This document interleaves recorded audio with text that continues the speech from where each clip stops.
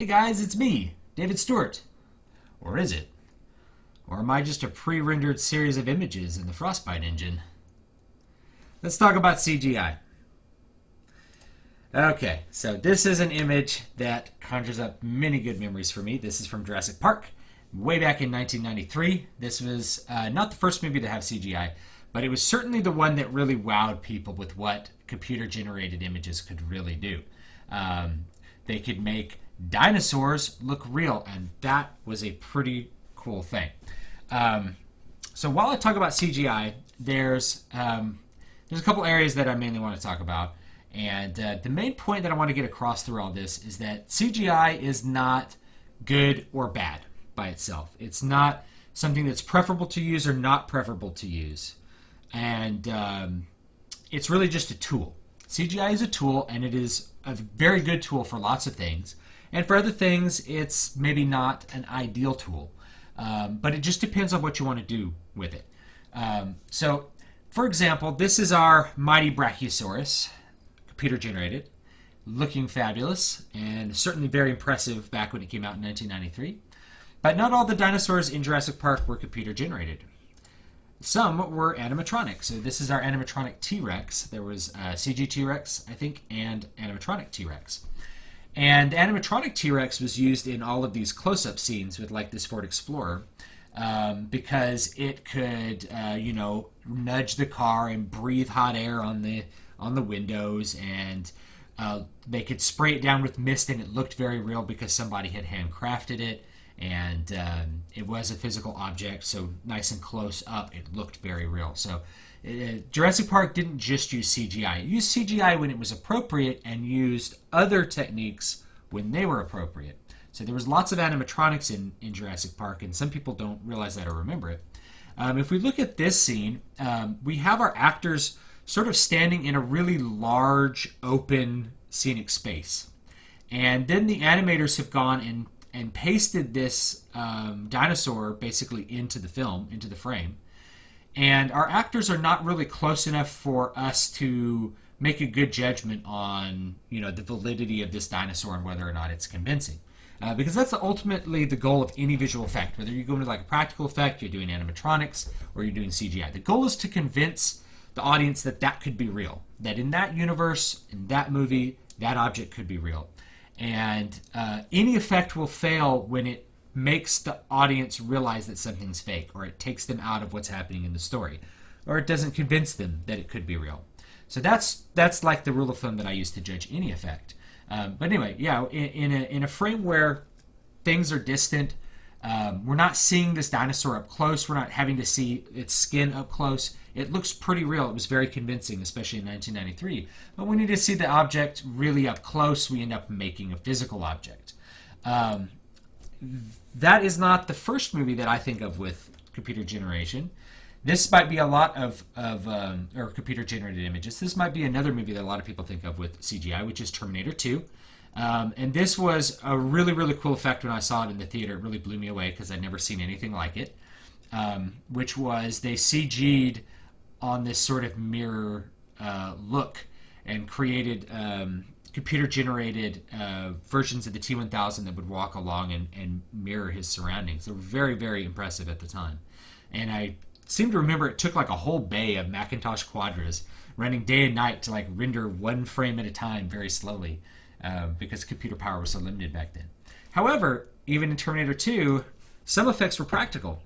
This does not look like a practical effect.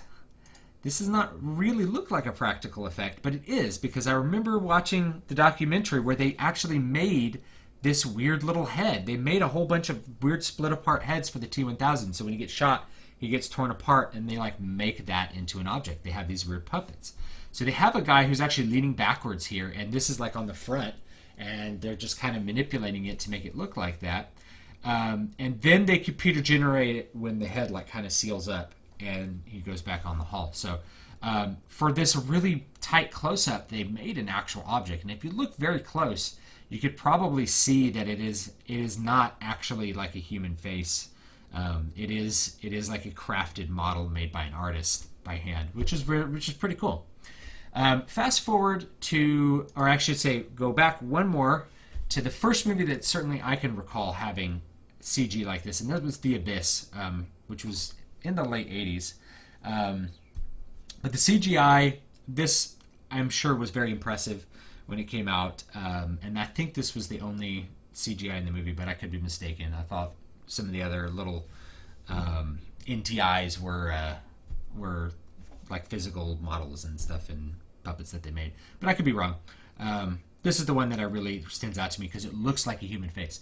But if you still notice, like, although it has the shapes of the human face, it lacks all the texture, it lacks the detail of a real human face. If we fast forward a couple years later to something more modern, we get whole characters that are computer generated, not just little effects here or there, not just moments where the character is computer generated at a distance or we have a distant dinosaur. We have a character who's acting and is computer generated. This is Gollum from Lord of the Rings, and he as a character is one that I'm kind of mixed about as far as him being convincing. The actor that played him, Andy Serkis, was so good at playing his role that the role was convincing, and that made me forgive plenty of moments where it was very apparent that Gollum was CGI. This is a very good frame of him, but still, the eyes may look slightly off. The lighting is pretty good on the skin. Like, the skin does look a lot like skin, but when you see a face move, a lot of times it doesn't quite move right. And I think there's a couple of reasons for that. So this was not super convincing. Of course, people remember Jar Jar Binks. Jar Jar Binks was not the most convincing one, and I think that has to do with, how close up he was, and even though he's an alien, he still is making like facial expressions. We fast forward even a little further. Like, this movie is more than 10 years old, and they were doing this technology. And we have this character, Maz, from the new Star Wars movie, from Episode 7, Force Awakens. Maz is a character that I really didn't find convincing graphically or not acting wise, but graphically. I mean, there wasn't anything to act because she didn't have that much in the script. But when we look at this frame, it doesn't look too bad. There's a lot of detail here. There's a lot of wrinkles. Whatever artist made this model or made this computer generated character spent a lot of time and effort on the details.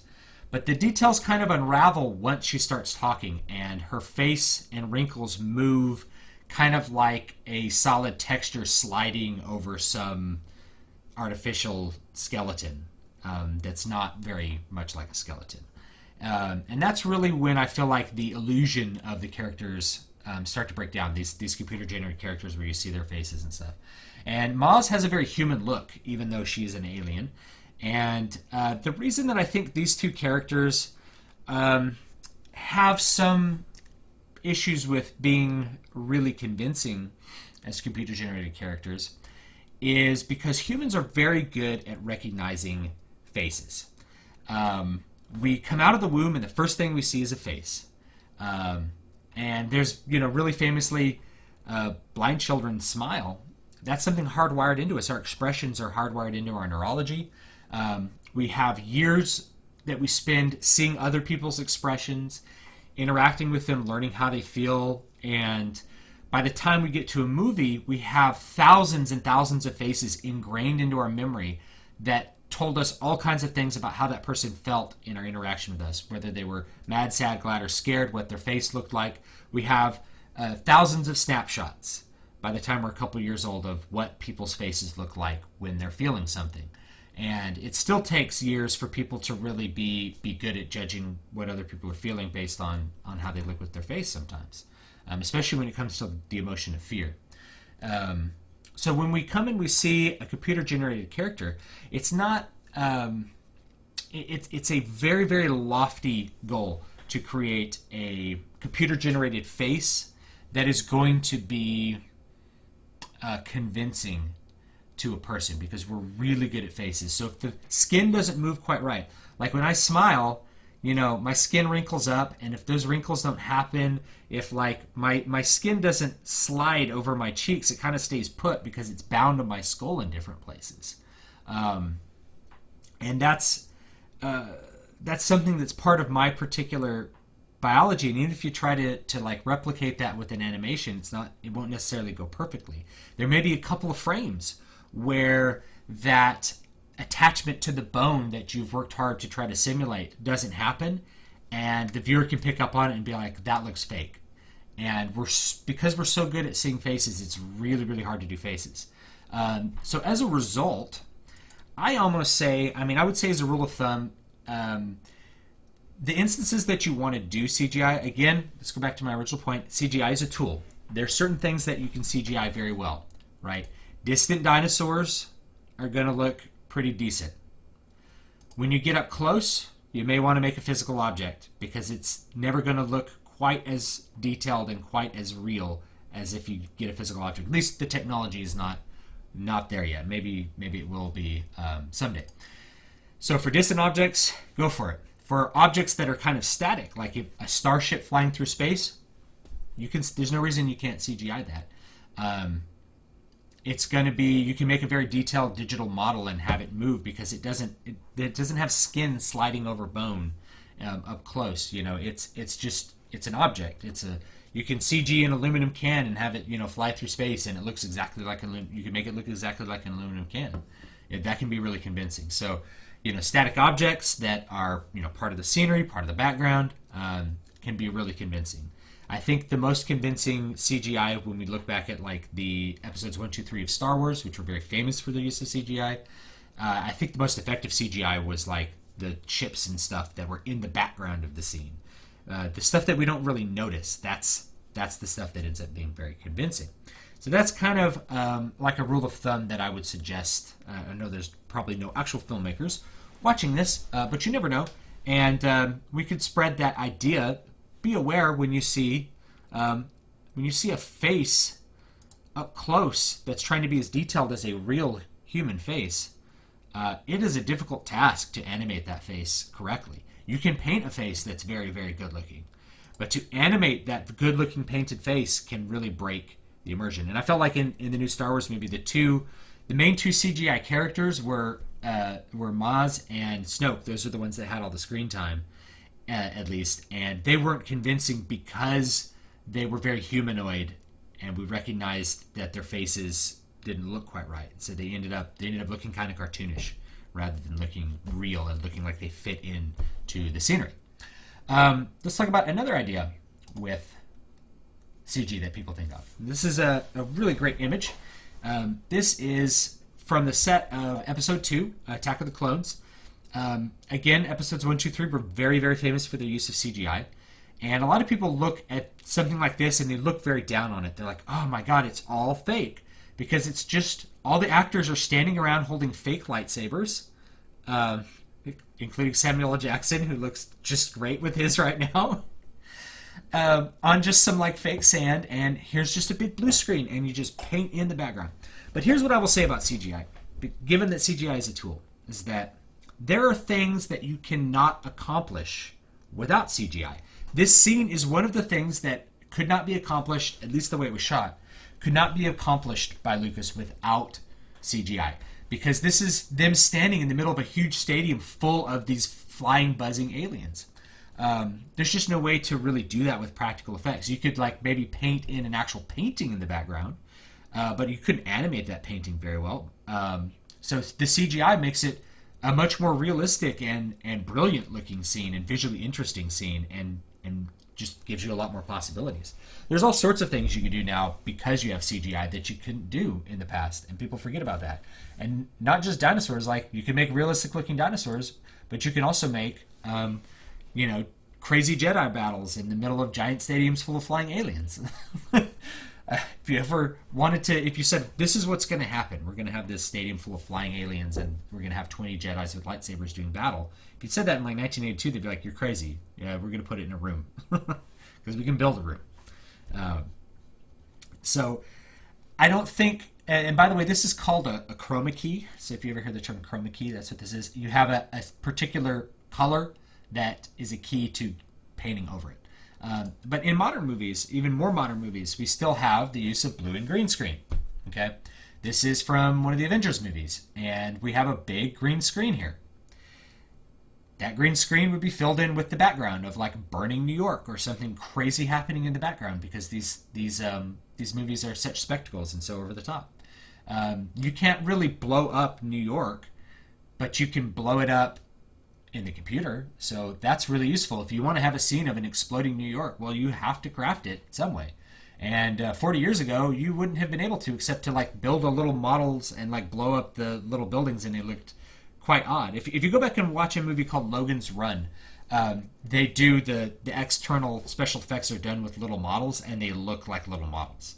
People are like, oh, dude, model ships, they look cool flying. You know, it's like, yeah, I mean, they did them pretty well in Star Trek, and they did pretty well in Star Wars, but models aren't always good. Sometimes they look really cheesy. So if you go back and watch Logan's Run, which is actually, I guess, one of my favorite classic sci-fi movies, some of the special effects are kind of cheesy, but that's what they had at the time. So if they had done it now, the CGI would have been much more convincing. But another thing I'd like to point out is that although this doesn't seem like there's really much of a set, there were lots of sets in episodes 1, 2, 3, and then they did use a lot of Chroma Key to like add CGI stuff. But here, there's still a set. Like, they still built the set. There's just still a real banged up car that they crushed the window on. You know, this isn't like a CGI car. They didn't CGI the whole thing. They didn't CGI the bridge.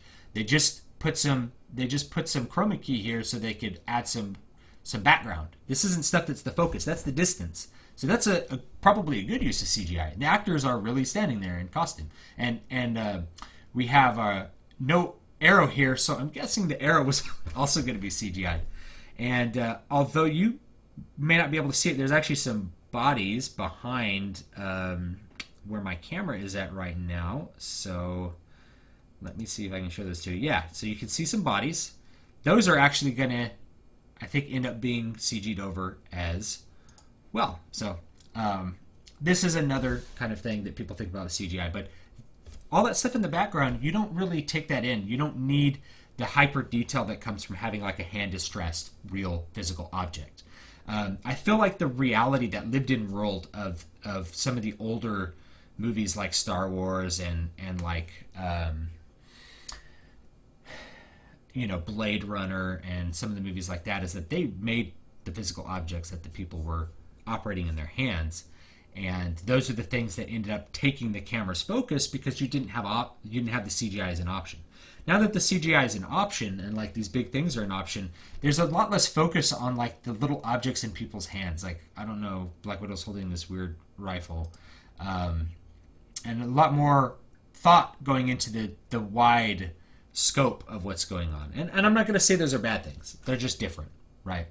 So I think some people's perceptions have to do with the way, like, for instance, Blade Runner, there's not very many wide shots in Blade Runner. They're almost all like in very intimate settings, which lends it more reality, because you're focused in and you don't have to think about anything else around it being fake. And as a filmmaker, you can just focus on that one room. And same thing with Star Wars. You know, a lot of the Star Wars sets were actually pretty small in the first movie. There weren't that many like really giant sets. So just some thought. One thing I would like to kind of sum up on, I want to put a couple links in the description box for two movies that have basically the same scene, and they're both Clash of the Titans. And I'm not gonna judge the movies, but I want you to just think about the effects. The first one was the 1981 Clash of the Titans, and that one had stop motion animation effects. If you don't know what stop motion is, basically you'd have a little model and you'd position it and take a picture of it, and then you'd move it slightly and take another picture of it, and move it slightly and take another picture of it, and move it slightly and take another picture of it, and eventually you'd have an animation of this model that you would then paste into the film to make it look like a real object. You can see some stop motion in Empire Strikes Back if you find the original versions. I think they kind of like fixed the stop motion a little bit. The AT-ATs, the big walkers, they kind of, you'll see it kind of jerk. You'll see less than 24 frames. Like, everything else is running at 24 frames, but it's really impractical to have stop motion at 24 frames. You'd be there like literally all day and wouldn't be able to animate that well. because the precision level's too small. It's too small for you to visibly see at 24 frames. So they end up being at like 4 or 5 frames a second, and that's just what they were. So the first one has stop motion effects. The second one has full CGI giant scorpion. Okay, they're both scenes. It's Perseus fighting a scorpion, or it's in the first one it's several scorpions, and the second one it's like one giant scorpion. And so look at those and think. And I want you to, if you're willing to tell me in the comments what you think about them, which effect is more convincing? Not which, and I guess you could answer like they both look bad, but just think like which effect is more convincing, okay? Because they're both monsters that have been conjured up. These aren't human faces or anything like that. They're both monsters. Think about which one is more convincing, because like I said, CGI is a tool. Sometimes it can be used wisely, and sometimes it can be used poorly.